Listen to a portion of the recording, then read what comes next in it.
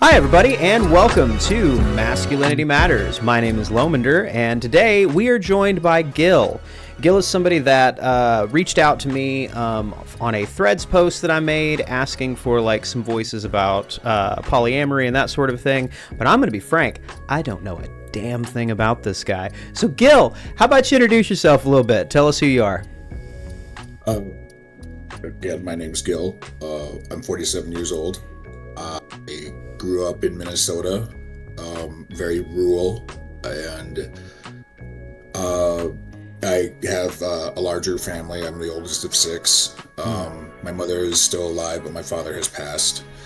I would say that I had a very difficult upbringing, being kind of queer and poor in the Midwest.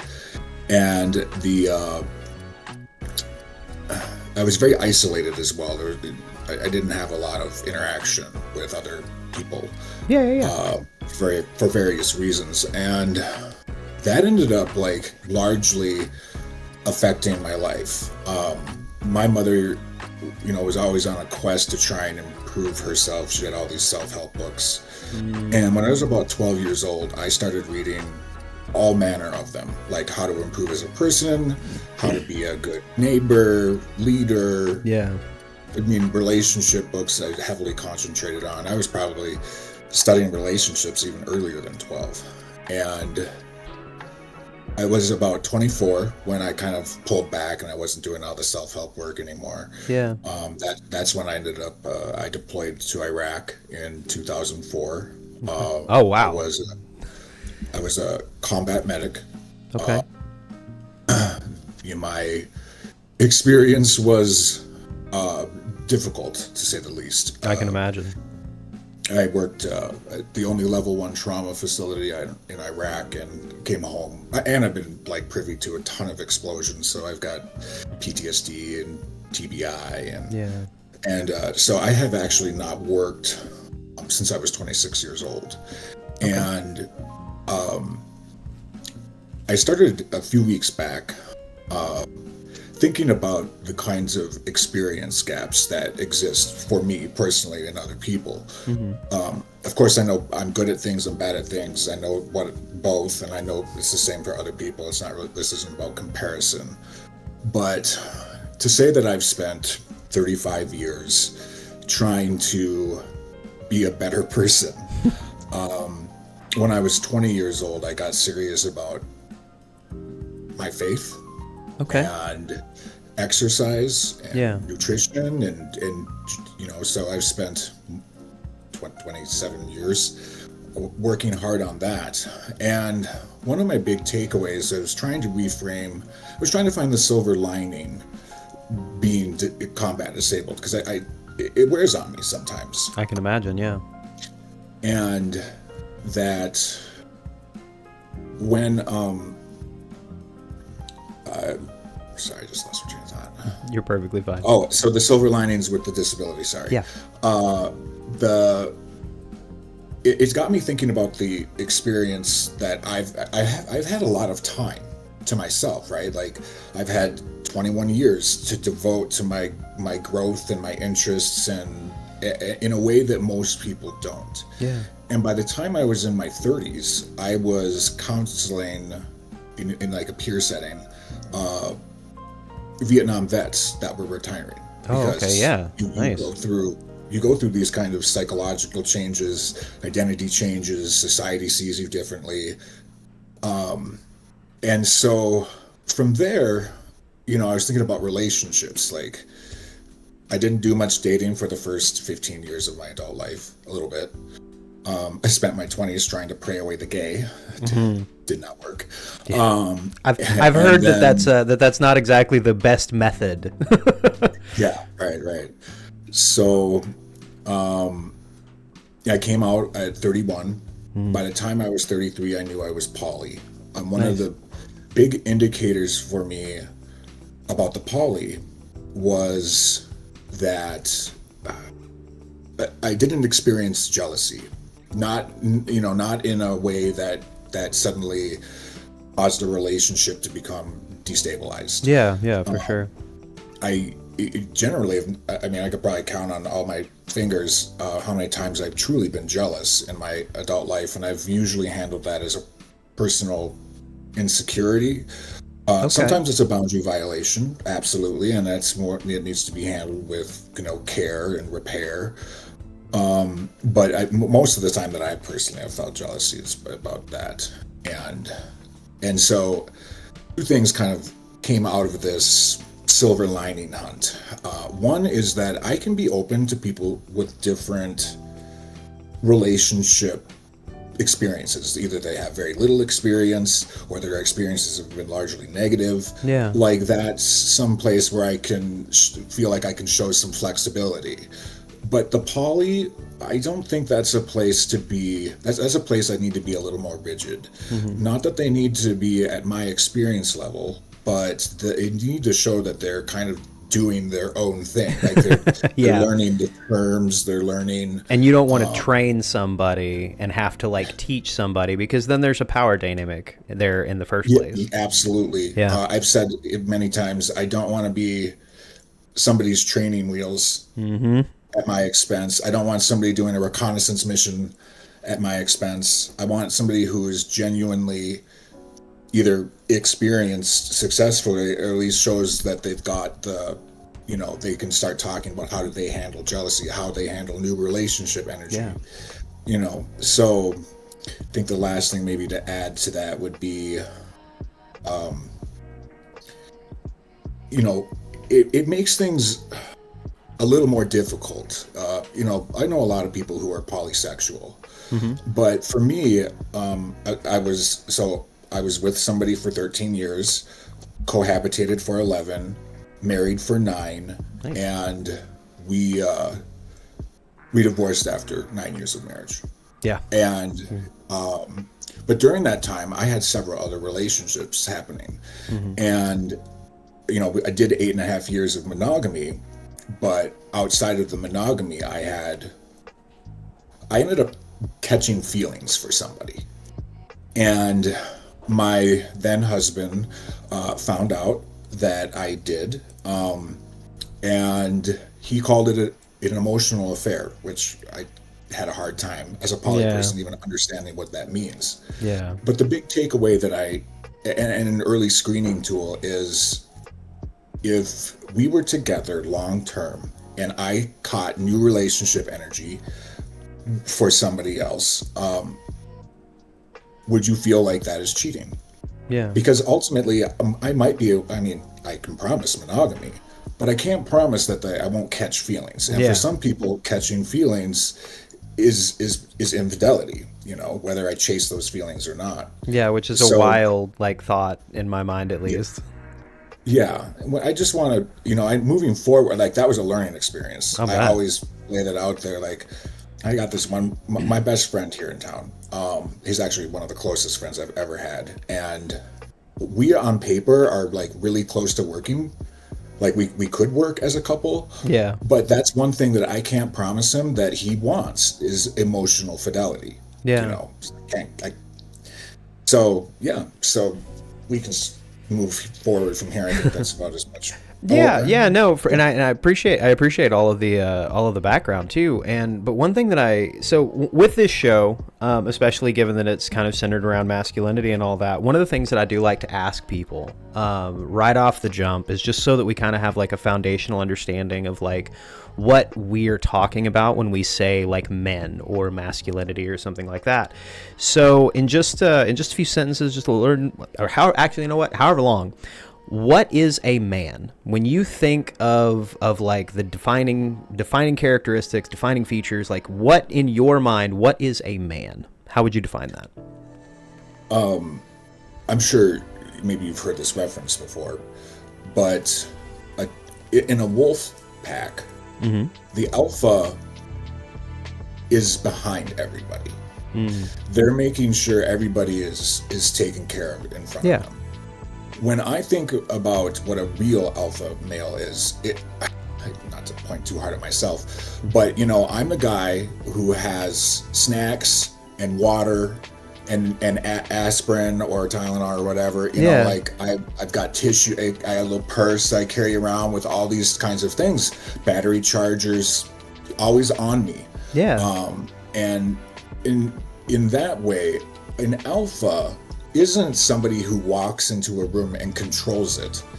An alpha is somebody who walks into a room and takes care of it. Okay. So to you, so just to kind of, so my understanding, to you then, the mark of a good man is somebody who takes care of things and such, right? Yes, nurturing. Yeah, nurture. Okay, yeah, that absolutely makes sense. For me, it's always been like, I kind of feel like one of the most quintessential masculine traits is responsibility. And whether or not that's taking responsibility for yourself, your actions, and how those actions affect the people around you, or whether it's taking responsibility for something that you can positively change. And I love the idea of like the nurturing and all of that, because to me that kind of falls under that same umbrella.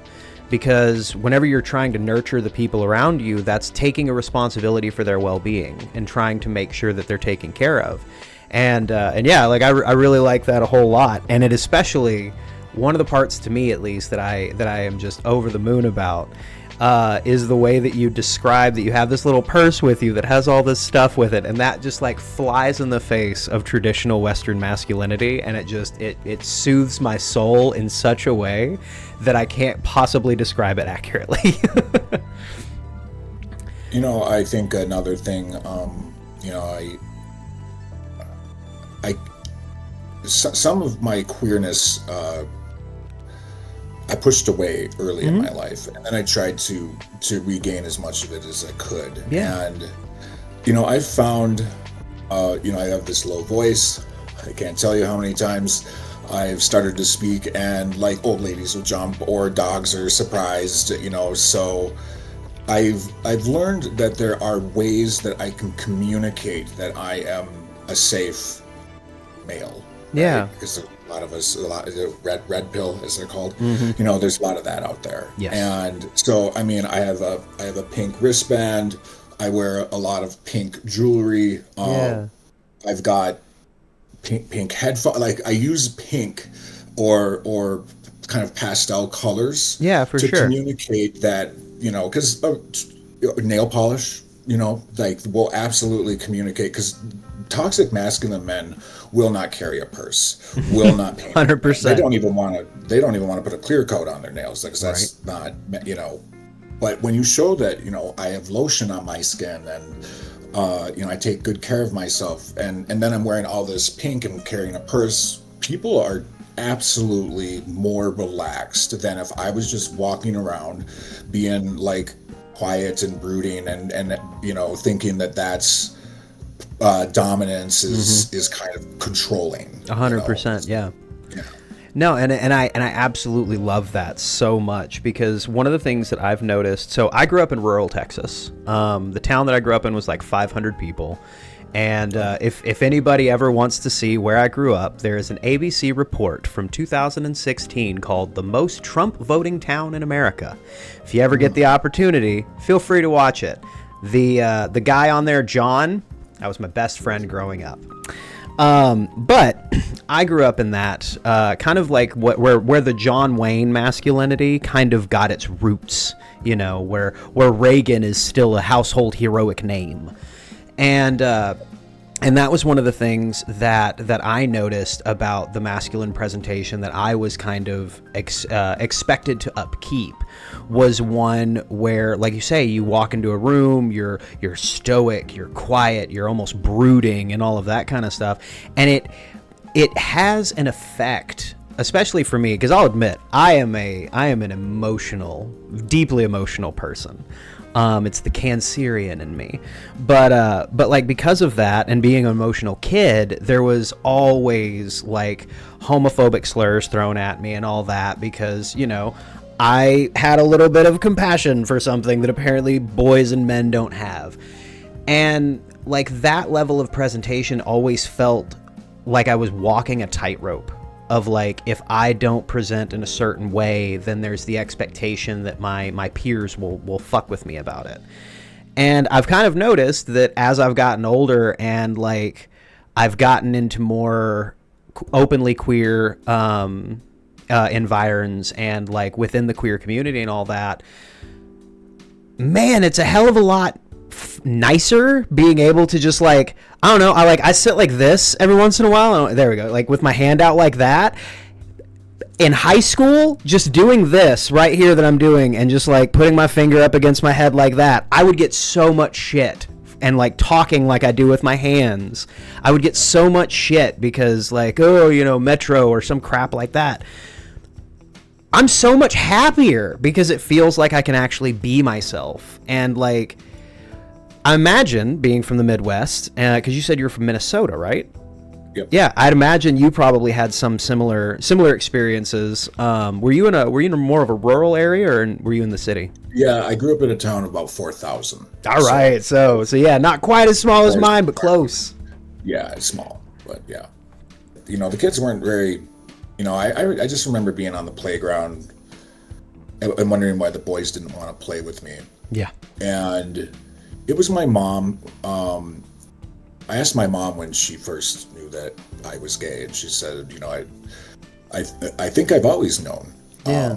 But I was like, what do you mean? And she said, you were always so much like sweeter and more sensitive than my other children were. But I knew for sure when you went to go pick out your clothes for kindergarten, the choices that you wanted to do, you know. And again, that's something that I've learned. You can dress in a way that communicates, you know, that you're alternative, I guess. Yeah, you know, that's the way to put it. Yeah. So, yeah. No, and that's a lot of what I strive to do too in my life, because like as a cis het man, well, mostly het. I like to make the joke I'm mostly het until I get wet, but like, it's one of those things where it's like, for me, I recognize, especially in a lot of queer spaces, that like I kind of have, I don't know, the face of the oppressor, as it were, because like as a cis het man, there's a presentation that I kind of present in as just like a natural form of my being. So then like, with that being the case, I go out of my way to try and like dress in ways that show that I'm like, I am not that. I am not what you would expect from a Texas cis het dude, because, you know, I have empathy and morals, and you know, don't believe Reagan's the god of all of everything. But so like I definitely understand the thought process behind that for sure. How was that for you, like in the military and all that? And if you're comfortable talking about it, of course, because sure. I'd imagine that like the military has always seemed, from an outside perspective looking in, a very, very, very rigid structure that you're expected to act and perform in a certain way. You know, so first, you know, my entire service was done under the don't ask, don't tell policy. Yeah. Which I imagine is its own level of like stress and headache and all that. Oh, sure. I mean, yeah, it'd be a way to you know, get somebody kicked out or interrupt their like career advancement and all that stuff if it was found out and they wanted to use it against you, because obviously there's been gay people in there the whole time since the dawn of time. Yeah. And so when I first joined the military, I was like 17, and the old guard was still in place, and it was not like it was very homophobic. Like you would like my grandparents, you know, who were born in the 20s.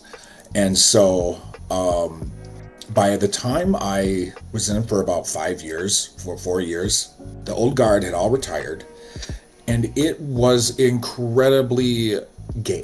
Yeah. Like in a like a joking way, like constantly like doing things, but it was like I looking over at it and being like, I would never do that, you know, because that would give me away or whatever. Yeah. That was, you know, so it was I think different. My old coach used to call it grab assing, where it was like you were acting gay or whatever for the joke, which is really funny because a lot of the guys who used to do that in the locker room, they all have boyfriends and husbands now.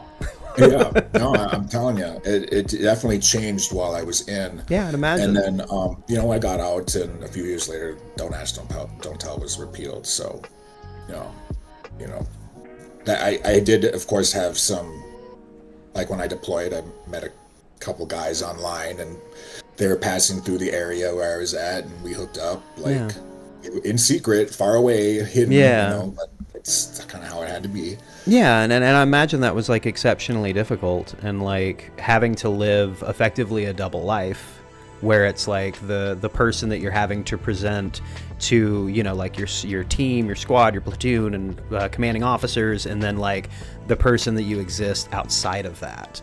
And that's like, I feel like there's like a double identity that a lot of like men specifically kind of feel that they have to do, similar to that, where if they show any of these traits, any emotion other than anger or something like that, then they will be like cast into whatever ostracization that will happen if in their peer group.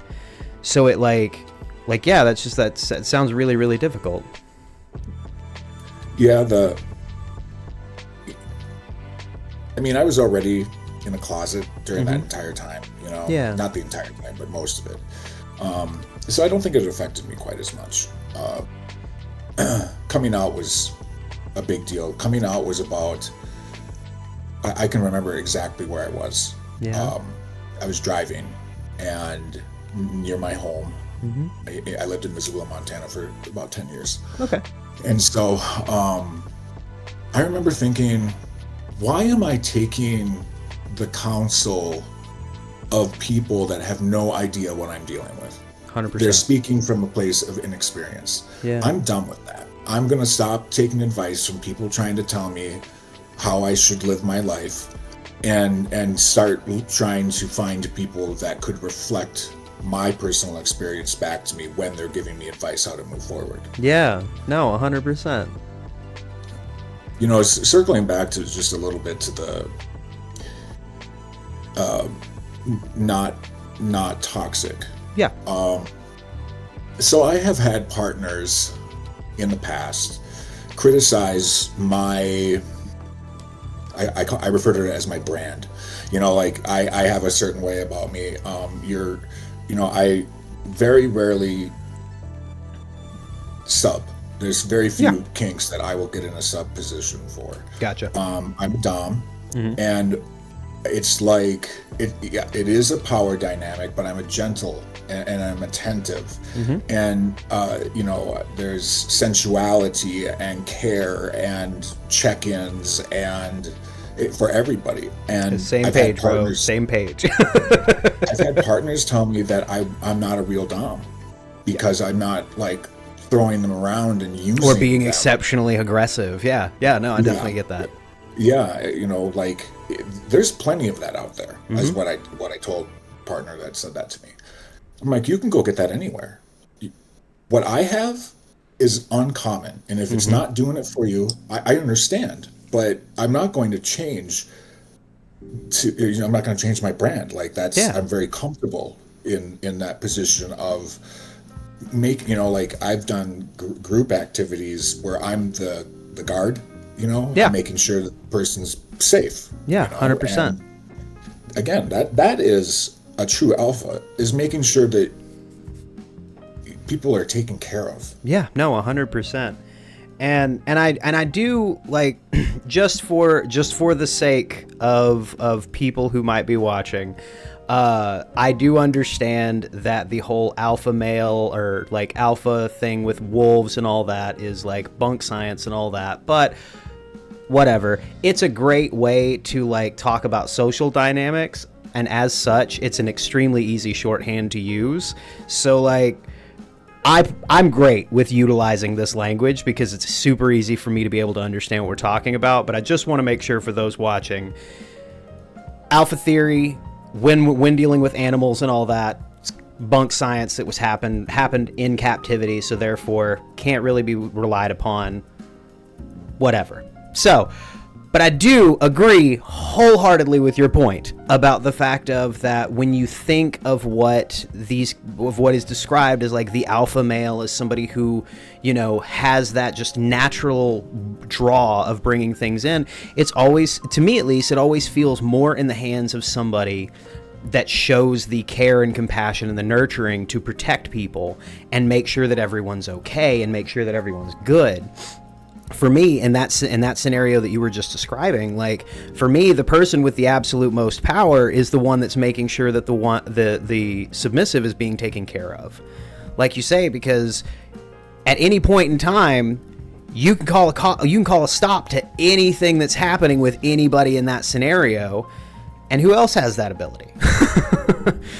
and yeah, it's like being able to like take care and I feel like also feeling like you're a safe person to be around, just kind of exuding that like energy that people can feel comfortable and secure, that like if something is going to happen, at the very least this person is a safe person.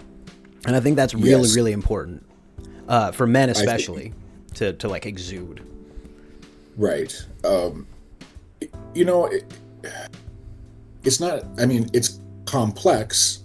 There's lots of ways to show that, but I think at the end of the day, the easiest way to show care is active listening. Yeah.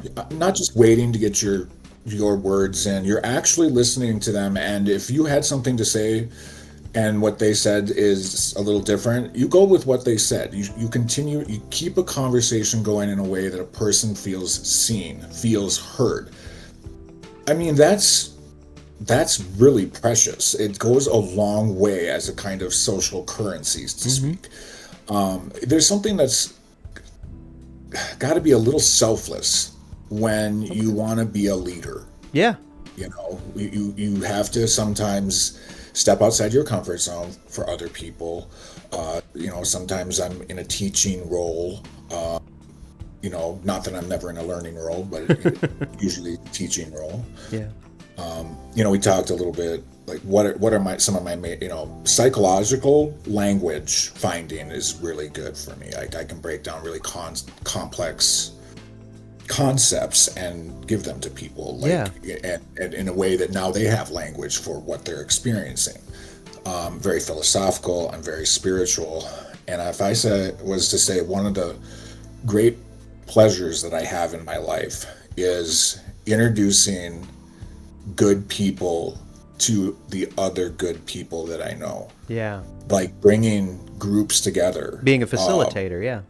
Yeah, like, you know, a little bit of mortar, but they, you know, a lot of these friends that have been introduced to each other years later still carry on with each other, you know, and that, I love that. I love bringing people together. I love community. I love, you know, because, you know, you gotta go through like 20 interviews to find one or two good people, you know? Right. And so when you can shorten that for people, they don't have to work so hard to find another good person, because look, I brought you one. Yeah, no, and that also makes you like an invaluable part of the community, because you're kind of a part of the glue that kind of holds that community together. Because it's like, you know, if I meet somebody that becomes super important to me in my life, and you're the person that introduced us, well, obviously you're the reason that connection happens. So obviously you're as much of a part of that connection as we are, as the two people involved. And I think that role, especially being being a good, apt communicator and all of that, is such an important relational role that we have in community that we don't really, is kind of unsung at the end of the day. Because for somebody to be able to take kind of high-end concepts, break them down into something that other people can understand, like, that's, like you say, that's education, that's teaching. Like, that has been a traditional teaching form since the dawn of time. And it's super invaluable, and I think that it's super important. And to combine that with having that facilitative personality where you know how to bring the right people together, to me, that just creates the mesh network of solid community and like people who actively look out for each other, care for each other, and love each other. Which, like, kudos, man. Like, if that's what we're building, like, good fucking job, dude. Yes. Yeah, I guess maybe to move to the poly a bit. I was gonna ask, like, well, let's move. Let's see where polyamory comes into all of this, because, like, So yeah, go ahead. when I hear people say, "Oh, I could never love more than one person," Yeah. or "How do you love more than one person equally?" And I like to use having children as an example. You have a child. Child is somebody you love more than anything in the world, Yeah. and then you have another child. Do you love your first child less? I would say no, you're not supposed to, but some parents. Sure. Well, and then I would point, it's not about the love. The love is not like a pie where the more pieces you take out of it, the less there smaller is. it gets, yeah. It's more like a wellspring of some sort. It just is there. What matters and what's different, and where all of the kind of dynamic happens, isn't in the love. It's in the friendship.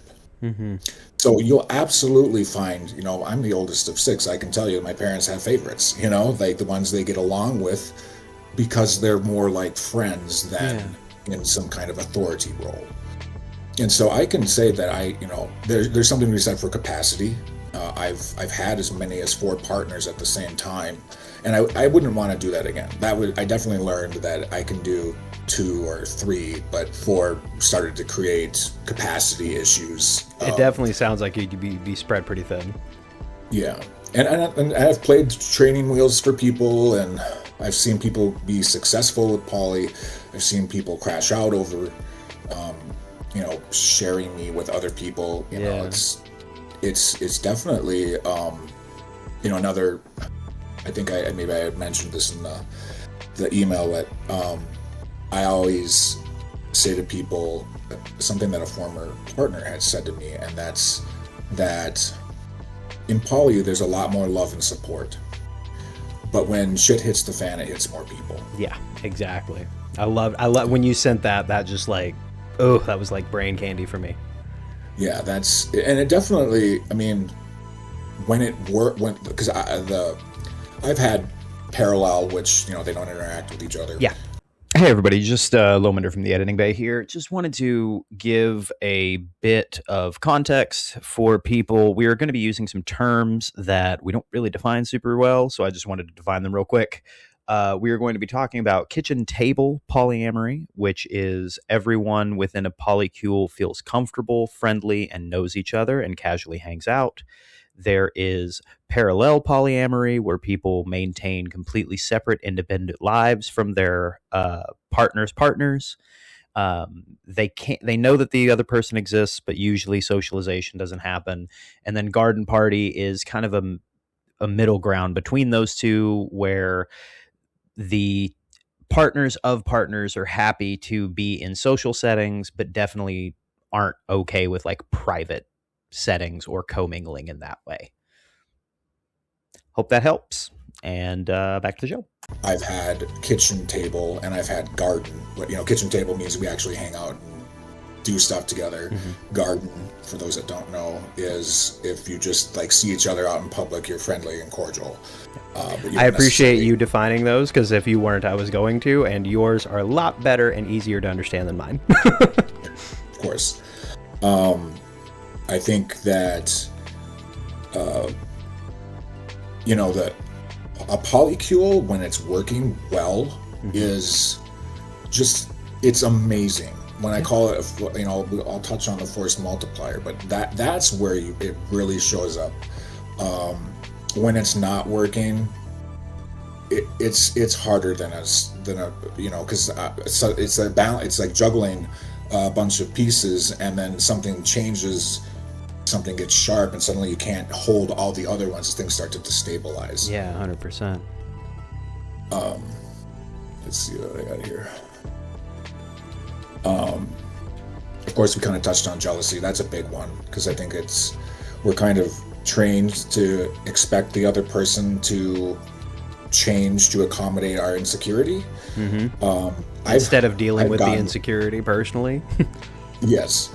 And again, I think there are times where jealousy is about a boundary being broken. Yeah, 100%. Because there is something to be said for Another thing I will say to people that it seems such a surprise when I tell them is poly does not mean anyone, anywhere, anytime, no matter what.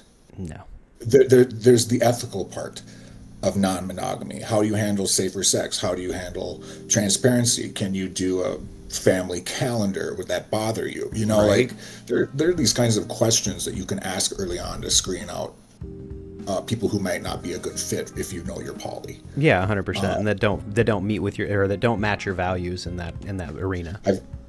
I've literally had crosswords with therapists before because they're like, no, healthy jealousy is a healthy component in a relationship if it's handled correctly, and I'm like, no, I don't like that feeling. Yeah. I feel like it needs to be handled, and of course, even if it's my own insecurity and I'm trying to work on it, there's a pretty good chance I'm going to say something to my partner, because again, I value transparency highly. I value communication highly. Yeah. The more communication, the better. No, and that's like, to me, kind of the cornerstone of like all relationships, whether monogamous, polyamorous, or what have you, is that like communication and trust. If you don't have those two things, then you don't really have much of a functional relationship, in my opinion. Right. Yeah. It becomes dysregulated or destabilized. Exactly, 100%. And one of the things that you had mentioned, and that I wanted to touch on a little bit deeper, was you had talked about jealousy being something that that is really difficult to deal with. And I know that as men, like, as society tells us monogamy is kind of our only choice, and that there's a level of ownership, I guess you could say, whenever you think of like the male version, the man's version of what a relationship is. It involves a lot of like possessiveness and possession of a person. That's my person. That's that sort of thing, and I feel like that jealousy is such a foundational aspect to the possessionary nature of those types of relationships, and like the expectation that men are put on is to have in our relationships. So what was one of the how are some of the ways, I should say, that you had said that jealousy wasn't something that you had dealt with, but you have had situations in the past. Well, like, what are some of the ways that you've kind of saw jealousy inside of you or felt it and were able to kind of counteract that, or maybe even like shift it to kind of a more healthy outlet? Well, the very first thing that I will think in the moment of jealousy is, I want that person to be happy. Yeah. And if it's not with me, then it doesn't change the fact that I want them to be happy. And just as a little side note, happiness is not a destination. It's not even a path. It's a way of walking. Okay. And so if I can help that person walk in peace, great. If I feel like I should be a primary partner, to be the primary partner, and they don't want to make me the primary partner, there might be an instance where I'm going to feel like I mean less than I think I don't mean as much to that person as I thought I did, or yeah, I'm feeling abandonment or some kind of insecure attachment on the other side of, like jealousy. You start to break it down when you're starting with the other person is their own person. Like, there's no ownership here. Exactly. In marriage, I think it's a little like, I was very much like we, me, I, him, we're all like the same words. We were, I spoke of us as a couple, but that still wasn't ownership of him. Yeah. I feel like there's a difference between partnership and ownership, and that like the goal in a healthy, more egalitarian relationship is to go with that partnership versus feeling the kind of ownership of, the Western hegemonic marriage structure that we exist under. Yeah, I should mention, so I ended up catching feelings for somebody after 8.5 years of being married, right? And so when I sat my ex-husband down to talk to him about opening up the marriage, I had 4 specific reasons to do it. 2 were very personal, and 2 were kind of, I think, a little bit more universal. The first reason and the main reason of mine was that I'd lived a very suppressed gay life through my 20s. Yeah. And I felt like I had plenty of sexual experiences, but they were unfulfilling and whatnot because I felt so guilty afterwards or before. And that I wanted a chance before I'm too old to go out and have the experiences that might help me really know who I am, because I didn't really know much about myself in the sexual space because I never experimented. And so there was that. That was like midlife crisis. I want to fix this before it's too late. The smaller reason, and not so much that if it was the only reason, I don't think I would have brought it up, but the fear of missing out. Yeah. The FOMO was real. I get that. But the other two reasons, which were oddly prophetic for myself, was either one of the partners becomes incapacitated in some fashion and can no longer perform sexually. How do we make sure the other person's needs are being met? And I don't want to be trying to figure that out while we're in the middle of a health crisis. Right. I'd like to know how our dynamic is and not have that be a stress point, actually to be a relief point if he become, if either one of us was unable to show up for the occasion. Yeah. And the last one was if somebody passed, or because I've seen that one frequently in my life, where people are married and they don't date afterwards. They don't even. I've known some people that never moved on from a divorce. Yeah, that my dad was one of those. Yeah, and it's like I didn't want that for my spouse, and I didn't want that for myself. I wanted to know how to date. I'd never used the apps before. I wanted to know how app culture worked. So that if I was suddenly alone, I knew how to operate in a romantic or dating space. Yeah, for sure.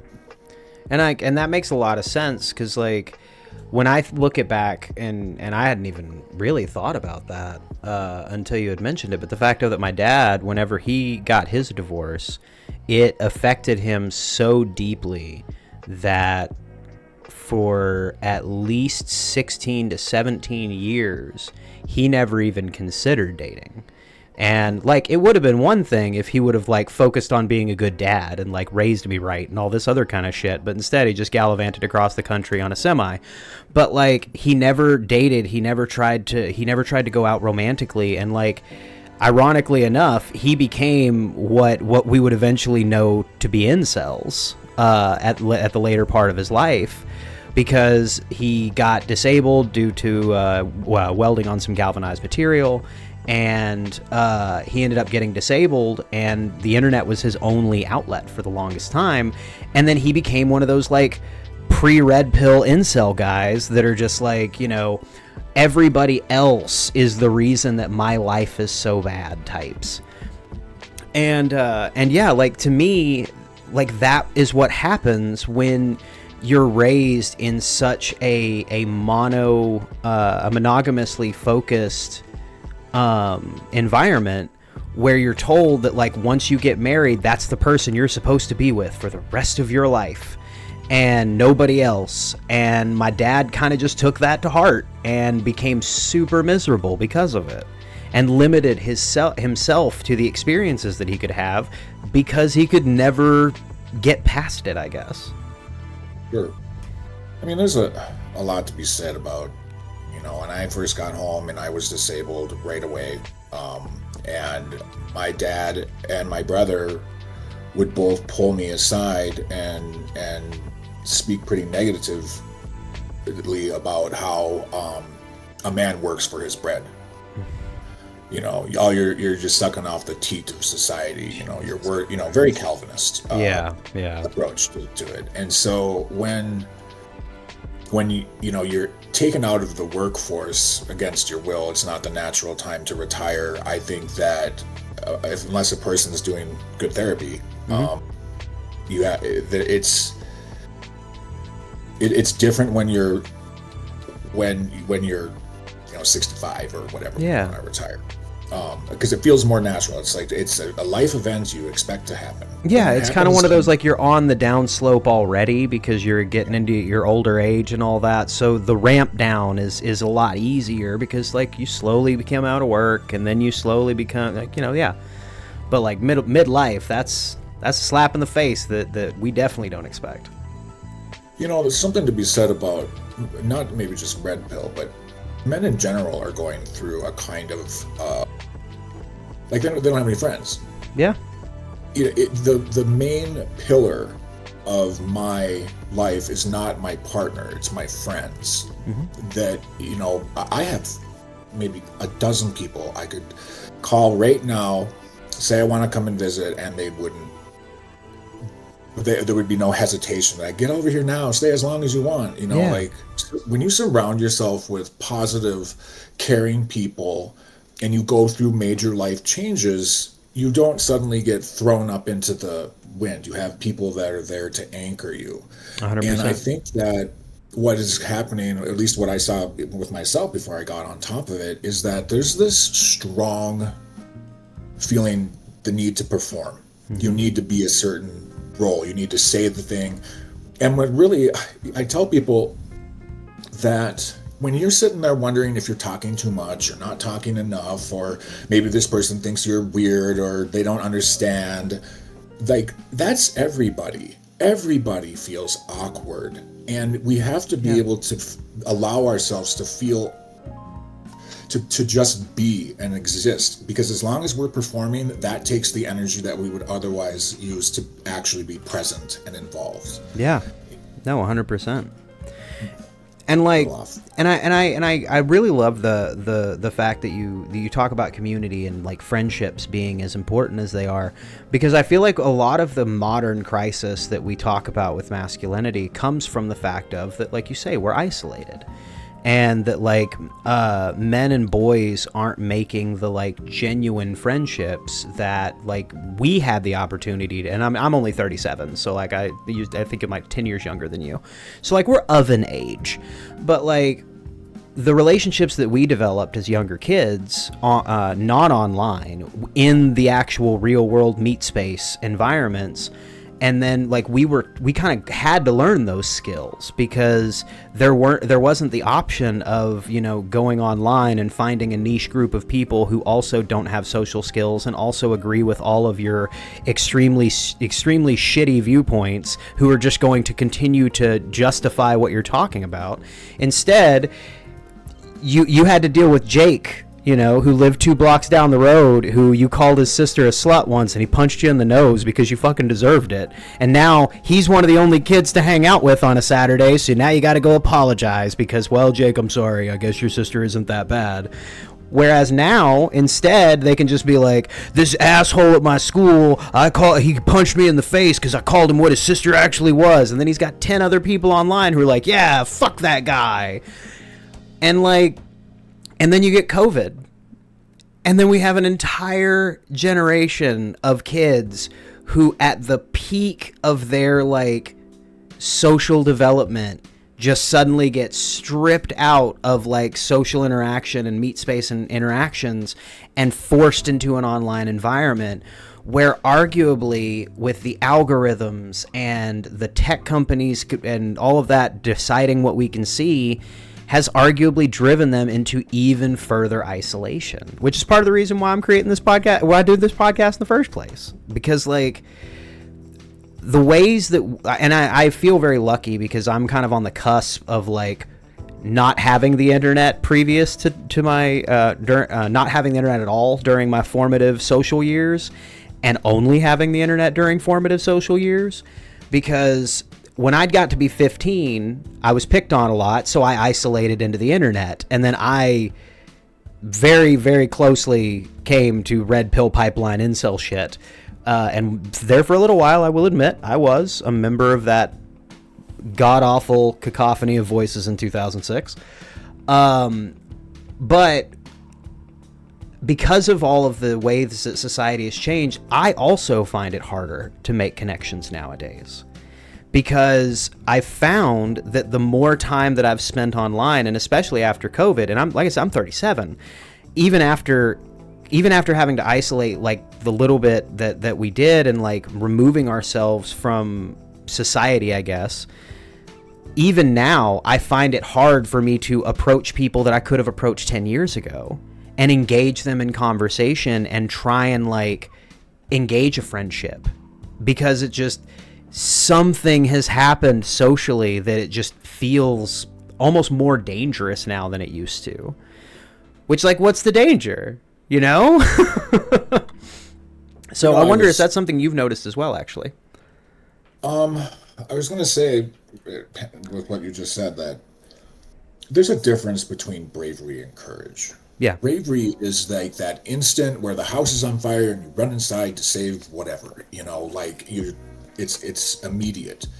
Courage is a position that you take internally. It's usually a heartfelt space, but you have to be courageous. You have to be willing to be rejected. And so many, that's just a hard line for some, but you have to.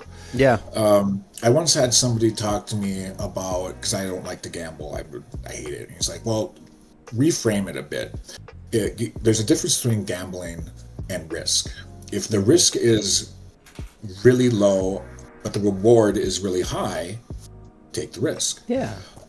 If the cost is really high and it's likely to happen, don't take the risk.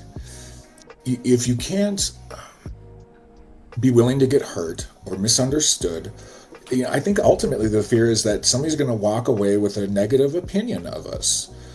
I see it being a bisexual man. I see it being a poly man, that like some people don't stick around for clarity. They don't ask for more information. They just make an opinion about you, and now that's out there in the world. And that kind of hurts. It kind of sucks.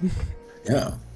So, really trying being, and the other thing from what you were saying, if you find yourself grouping entire people together, that needs to be analyzed. The women are not universal, men are not universal, 100%. gay is not universal, right? Like, so, but we want to put everything in a nice, neat box. But if you find yourself doing that, that's definitely a place where if you kind of recover or repair that belief, you could find yourself with a lot more available energy to actually access other people and make friendships. Yeah, no, again, and that's great advice. The most important thing for us. I mean, we're social creatures. Yeah, like we're social creatures. We evolved in groups, for God's sakes. So, I mean, the idea of making and developing lasting and deep friendships is an exceptionally important part to the human experience, much less the man experience.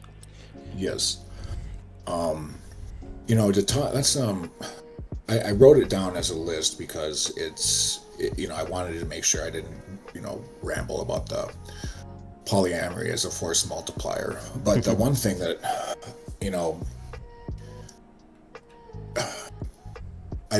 polyamory, it like stress tests the structure. There are places in monogamy where, like, if the communication is not great, or there's not a lot of transparency, or there's you can kind of gloss over these things a little bit easier and work on them. But if you're in a polyamorous situation, somebody's not doing well with communication, it can actually destabilize in a way that is way beyond just two people.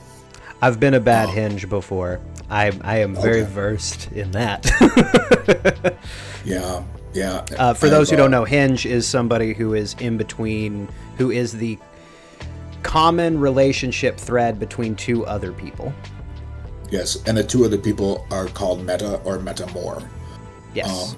And then they may or may not interact with each other in any capacity, but I, of course, have been a hinge myself. I actually don't think I've been in I've been in a meta situation, but mostly been a hinge. Yeah. So, let's see. I wrote down polyamory is a force multiplier because it amplifies whatever is already present in the relational system. Yes. If there's maturity, there's a lot of love and support, community, perspective, joy, emotional resilience, shared caregiving, chosen family. That was a big one for me. It felt like a chosen family. 100%. Erotic freedom, personal growth. If there's dysfunction, polyamory multiplies avoidance, poor communication, insecurity, dishonesty, time mismanagement, sexual irresponsibility, attachment wounds, power imbalances, unclear expectations, emotional triangulation. Monogamy, as I said, can hide cracks. Polyamory stress tests the architecture. 100%. Polyamory does not magically make people more mature. It reveals how mature they already are. Ethical non-monogamy amplifies relational dynamics, communication, attachment style, emotional regulation, and accountability all become more visible under pressure. In polyamory, you are not just managing more relationships, you are managing more emotional vectors simultaneously. That multiplies both maturity and dysfunction. In polyamory, as I said, there's a lot more love and support, but when something goes wrong, more people are affected. A lot more, and they're also affected a lot more deeply, it seems. And my last little tidbit on that is polyamory creates more relational surface area. More people may be available for support, but more people may be affected by instability, secrecy, conflict, illnesses, breakups, housing changes, or emotional neglect.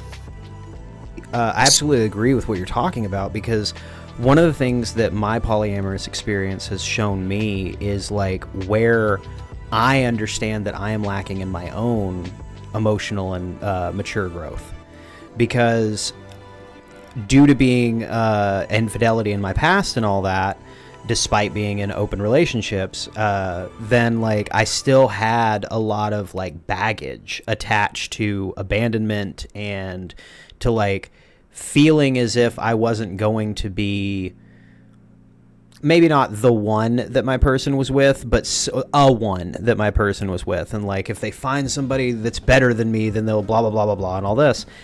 And my experiences in polyamory in the very beginning basically took those wounds, threw a spotlight on them, and said, hey man, are you going to do something about this, or are you going to continue to like make it harder for the people who care about you? And on that same note, the two partners that I have were also the ones who helped me help show me the ways that those wounds could be healed. And like you say, it's a force multiplier in showing where the cracks are, but then whenever you're working on those cracks, it's also a force multiplier in trying to fix them as well, because you have more experiences that you can potentially draw from. You have more people that you can potentially get advice from, or even just have a shoulder to cry on. And like having those spaces that are safe and that feel secure it's an invaluable addition to your healing journey, but not necessarily something that's a requirement. But man, does it make it a lot easier. Yeah, absolutely. And I think by shedding a lot of those monogamous BS things we're taught, we could definitely kind of fix some of those issues. You know, I really do think, I mean, if you sit down, it varies, of course, across the world, but the divorce rate for a traditional marriage is usually 50-60%, somewhere in there. And it's like, why is that relationship model the highest? The model, yeah. Yeah, it's the only valid relationship in a lot of people's eyes. With something that obviously is, you know, there's, if relationships are allowed to be flexible, you know, it doesn't mean they need to move into full-blown, I don't think I said this yet, but, you know, I usually measure a relationship in 4 different ways. One is the physical aspect of it. Yeah. One is the emotional aspect of it. The other is the social aspect of it. And the last one, and probably the most important one, is the structural part of a relationship. Yeah. So I know a lot of people that are open physically, not open emotionally, or some are shared structure, you know, paying bills, raising kids, all, you know, like all of that stuff, cohabitation, whatever. And then the social component is like visibility. Are you out? Are you the plus one? Are you, you know, what TV shows do you watch together? Like it's, yeah. each one of those spaces needs attention, whether it's monogamy or polyamory, whether it's a romantic relationship or a professional one. All of those things kind of come into play in some fashion. Yeah, no, I really, really like that. I like the four aspects of relationships. I might start incorporating that into my own life. God damn, Gil, you opened my eyes to a lot of shit today, bro. I appreciate that. Thank you. It's a subject that I've studied in great detail. I can tell, man.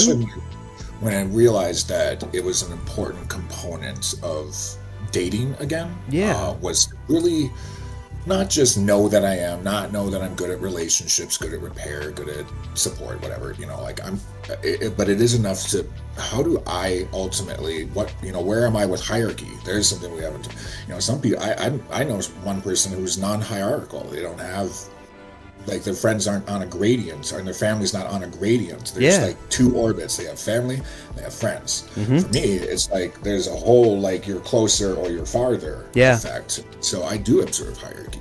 I would, right here near the end, some of the big things that I like to do is, and we've been touching on it for the last 10 minutes anyway, is kind of advice for people kind of going forward on how to kind of potentially perform a better version of masculinity, kind of show up better as men in the world and all that. And while we did cover a fair amount of that, I just wondered if you had any kind of other thoughts that might be useful for kind of younger men or people kind of trying to figure out how they want to present in the world. It's okay to be awkward. It's not about being nice. It's about being considerate. Kindness is very important. Yeah.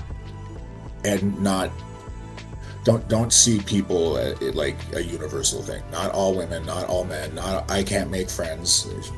These are self-fulfilling statements. You only accept people that will accept your belief system, or you'll attract people that reinforce it, right? Yeah, no, exactly. Nice. Love that. All right, man. Well, is there anything that you are a part of, any organizations or anything that you do outside of this that you'd like to pitch? Or No. I appreciate the opportunity, but no, I'm good. I don't have anything for you there. All right, awesome. Well, Gil, thank you so much. And like I said, we're definitely going to have to get together again because you are a mine of information that I would love to delve into a number of more times. Great. I would welcome the opportunity as well. All right, awesome. But it was good to meet you, and this was a great experience. I really appreciate it. It was wonderful for me too. So thank you everybody for joining us today. We greatly appreciate your time. Make sure you do all of the stuff, the subscribesons, the likesons, the whatevers, and because it does help out the channel. But as I always like to say, be the man that you needed whenever you needed one, because we need them more than ever these days. Stay safe out there, guys.